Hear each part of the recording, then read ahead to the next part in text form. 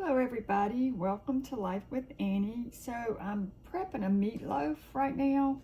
I'm not going to actually fix it today, so I'm going to probably fix it tomorrow, but I'm going to go ahead and get everything together, mix it up, and then it'll be all done for me, ready to... I'm going to try this in the crock pot, I think, unless I change my mind. I don't think I've ever made one in the crock pot. So I've seen some recipes come through. Now I'm not following any particular recipe. I'm just doing it based on what I have and what I like. But I think I'm going to try to put it in the crock pot and see how it turns out. So I do have 2 pounds of ground beef in my bowl here. And I'm going to add 1 egg. I'm going to whip this up just a little bit.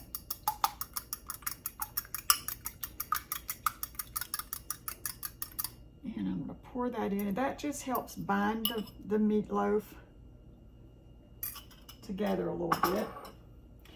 And I've got, some onion, about half an onion I chopped up here.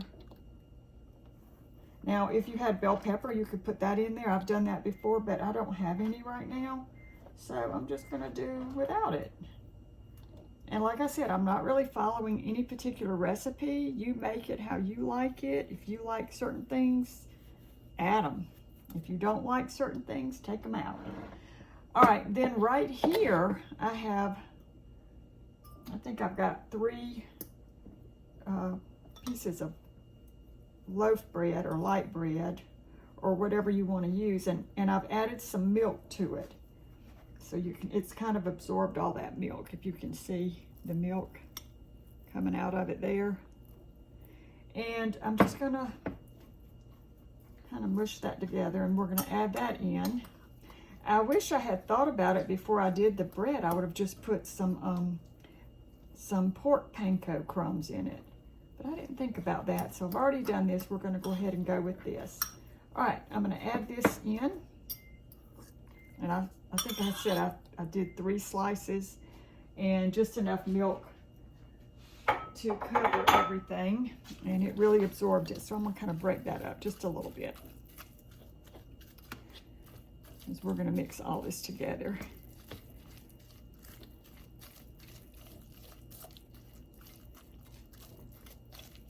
Okay, and I'm gonna add some parsley. This is just dried parsley.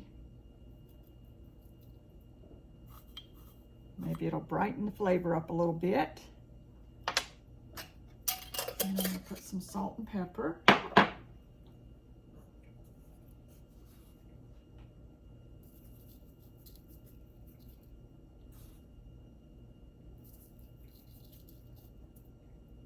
Okay. And then I'm going to get in here with my hands, or with one of my hands. And I'm just going to kind of mush this together, and then we'll see if I need anything else as far as breadcrumbs or what. But I think we're going to be okay with it like this.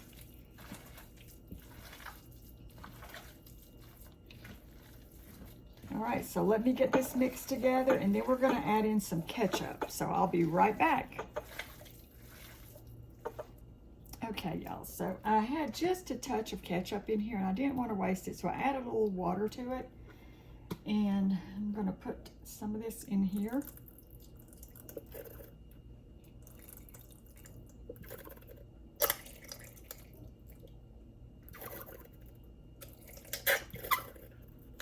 Okay.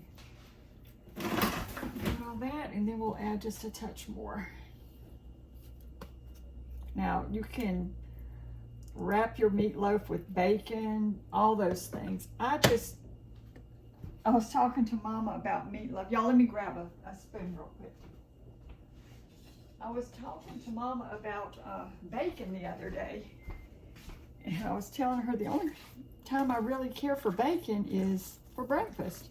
Now, I do like a bacon lettuce tomato to add to a sandwich here and there, but I don't like bacon like in my meatloaf. But if you do, you wrap yours up with bacon, and I'm sure it'll be delicious. Okay, so I'm just mixing all this in.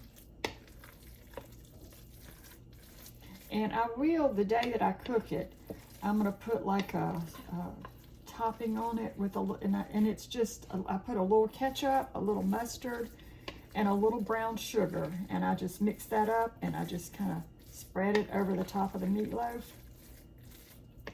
That's just the way I like it, but you do whatever you and your family enjoy. It's your kitchen, your rules, your food. If y'all hear a beep, that's my washing machine in there. Okay, so here we've got our meatloaf all mixed up. So just until I get ready to put this in the crock pot, I'm going to store it in this dish. And I'm going to put some paper in here. This is parchment paper. And that's just to help me get it out.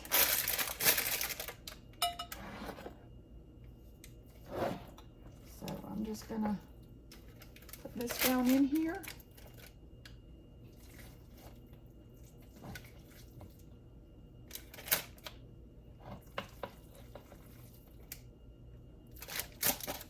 Now you could, if you didn't want to do a big meatloaf, you could do a couple of smaller ones, or you could do the meatloaf in the muffin tins for individuals.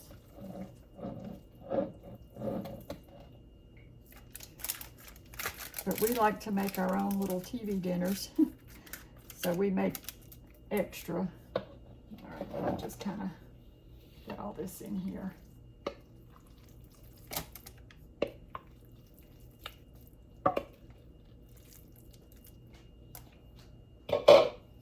Spread it around.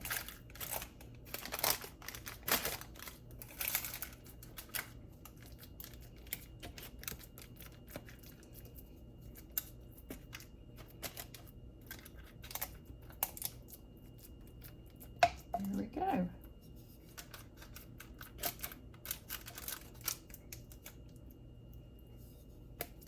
Perfect. What do you think? So, like I say, I'm going to try to cook this in the crock pot. I've never done it that way, unless I change my mind, but we're going to see how it goes. And I think I'm going to make some cabbage with this. I'm not going to do a cabbage casserole this time. I'm just going to do stewed cabbage on the stovetop. And it's a good home comfort food. And I can't wait to enjoy it. Now, like I said, I will mix up a topping of ketchup, mustard, and some brown sugar and spread that over the top and let it bake. And so hopefully it'll turn out really good. All right, everybody, thank you so much for watching, and I'll show you the results the day I cook it.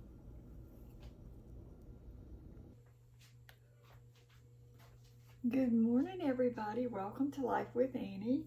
So I'm getting ready to, it's the next day, and I'm getting ready to put my meatloaf into the crock pot. So I did decide to go with the crock pot because it's kind of a rainy, kind of gloomy day today. So I thought I could get this in here, and then the house will be smelling all yummy throughout the day. And it's a good day to watch a good movie. All right, so let me lift this out carefully. I don't want to tear my parchment paper. And I'm just going to set the whole meatloaf down in this crock pot. You can cook with parchment paper in your crock pot. I looked it up. I Googled it. It is, as long as it's not over, like, I think up to 420 to 475 or 450 or something like that. Crock pots cook at what, 200 or 150 or something like that. I'm not sure on that, but you can put your parchment in here. So that's it. I had gotten this meatloaf mixed up yesterday, so I am good to go. Set this down in my sink, and I'm going to put the lid on it. I'm going to mix up my sauce, but I'm going to add it after it cooks a little bit, just a little bit, and then I'll probably add some more at the very end. But I'm going to get this going right now.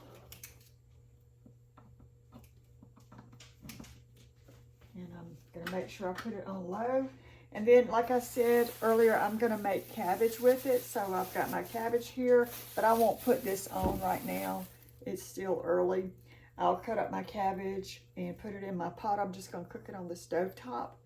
And I always, usually if I have it, and I usually try to have it, I keep fat back in the freezer, and I will put fat back in my cabbage. A lot of people put bacon. You can put whatever you want for your fat, or you can leave it out. But I'm gonna stew it on top of the stove with some fat back. So, yeah, so it's gonna be a good supper, I hope. And we'll check back with you and show you how everything's going a little later. I thought I'd go ahead and get this little sauce mixed up. So I don't measure. I mean, I'm just gonna spread this over top of our meatloaf. I use ketchup, a little mustard,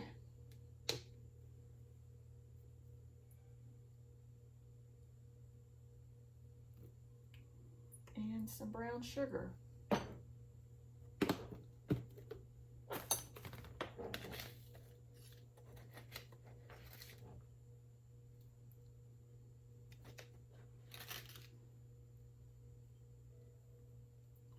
So what I did there was probably about 3 tablespoons of ketchup, maybe 1 tablespoon of mustard, and 2 teaspoons of brown sugar. And you can leave the sugar out. You don't have to put a sweet sauce. A lot of people just put ketchup on top of theirs. And when my grandmother used to make her meatloaf, and I don't know what she did. I'm not sure she used beef. I think she might have used pork, because she would make a little round, little shaped loaf, or circular loaf. And then she always put just in the center of it just a little bit of ketchup, and then she had some diced onions that she would just put on top of it. And that was her meatloaf, and it was so good. But her meat was a lighter color, so I'm wondering, I know she didn't use ground turkey or chicken. I'm just wondering if it was more of a little pork thing. All right, so here is our sauce. And I'm gonna let this get to cooking just a little bit, and then I will add that on there. So anyway, half the battle's done. Mostly was done yesterday. I mixed this up, so that was all good. And I just need to wash up my cabbage and cut it up. And I'm not sure if I'm gonna have anything else. I might have something else with it. I'm not sure yet. But yeah, that's gonna be supper tonight, and it's gonna be a good one, I know. All right, thank y'all so much, and we'll check back later.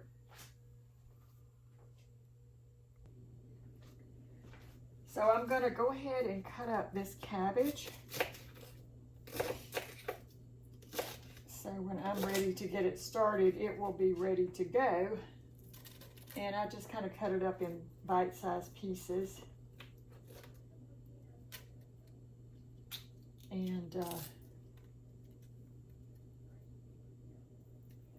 I've got a little pile over here I'm taking down to the chickens later. They love cabbage. And if you're new, and I know I have a lot of new followers, but I also have new subscribers on YouTube. So if you have heard my story about the Cabbage Fairy, you can click out of the video, but I'm going to tell it again because it's one of my, it makes my heart happy. And so when I was a young bride, well, it wasn't a bride, I guess, I had 2 children. And as many of y'all know, my daughter Jessica, I lost her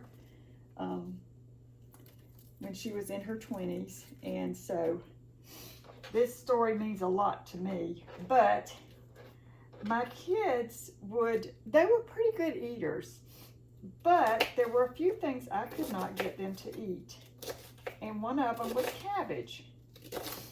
And so I came up with this idea. I made it up in my head. I did not see it anywhere. I just thought it up. Well, you know how you have the tooth fairy, and that always makes children happy. Well, I came up with the cabbage fairy. So I thought, I'm going to try to get my kids to eat cabbage. They wouldn't touch it. So what I did was I made cabbage one night, and I set the table, and they sat down, and they said they weren't going to eat any cabbage. And I said, well, you know what? If you try, I've heard that there's a cabbage fairy. And if you try this cabbage, I've heard that she might come and visit you. So they said, they agreed. I said, all you have to do is just eat a little teaspoon, just a small little teaspoon. So they said, okay. They were game. They were going to try it. Now they were probably 6 to 8 years old, maybe a year or two older than that. I'm not sure. And so I put a teaspoon of cabbage on each of their plates, and they ate it. And so when we were finished eating, I said, well, they said, well, did the cabbage fairy come? And I said, well, I don't know. Why don't we look around? So they started looking around. They didn't see anything. I said, well, pick up your cup. Maybe she left something under your cup. There was nothing under their cup. They were picking up things on the table, and I said, well, pick up, I think it was their plate. It was one of the things on the table. I said, pick up your plate and see if there's anything under there. And lo and behold, they both picked up their plates, and she had left them a shiny quarter. Now, back in those days, a quarter was a lot to them. Today, they would just say, forget about this. And they were so excited. And so the next time I made cabbage, I said, do you want to see if the cabbage fairy will come again? And they said, yeah. So, this was when I set the table. I would put the little treat under their plate or wherever I put it. And sure enough, they ate another spoon of cabbage. And the cabbage fairy came to see them again. And then after that, they went from eating just a little spoon of cabbage to eating a lot of cabbage. They loved it. So if you have picky eaters, if you can't get them to eat broccoli or any kind of vegetable, just try that and see if it works. I always said I wanted to write a book about the cabbage fairy, and I don't know anything about writing a book or anything and none of that, but it would be a cute little book for children, who have issues with trying new foods. So anyway, I'll always remember that sweet story and how I got my kids to eat cabbage. And they love broccoli too. They were already pretty good eaters. I mean, I raised them on, a good hot meal in the mornings, in the evenings, and in breakfast before they go to school. I try to fix them I always fix them a good hot breakfast on the first day of school, but they always had something.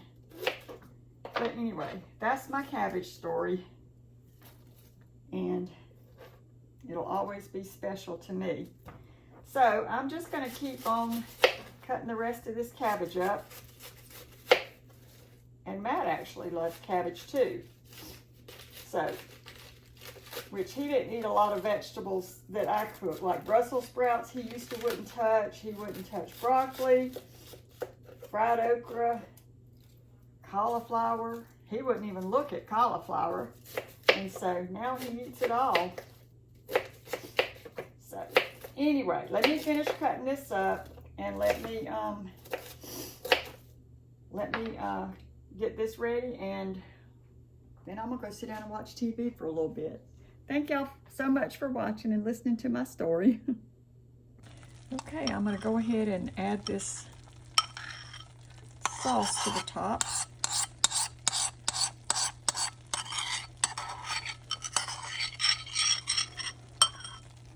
And kind of spread it around.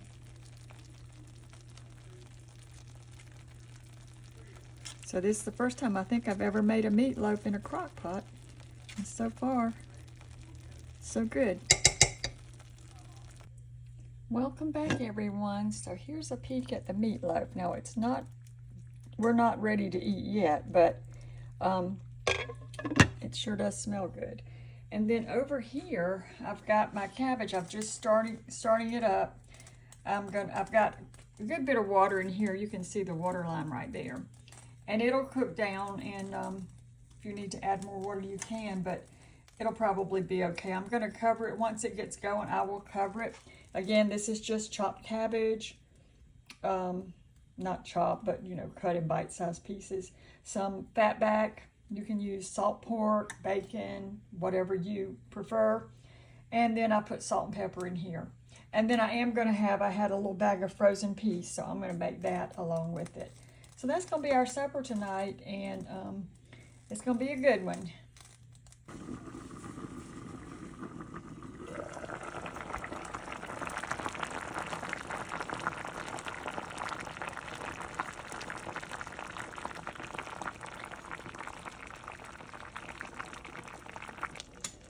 Okay, so here's what the cabbage is looking like.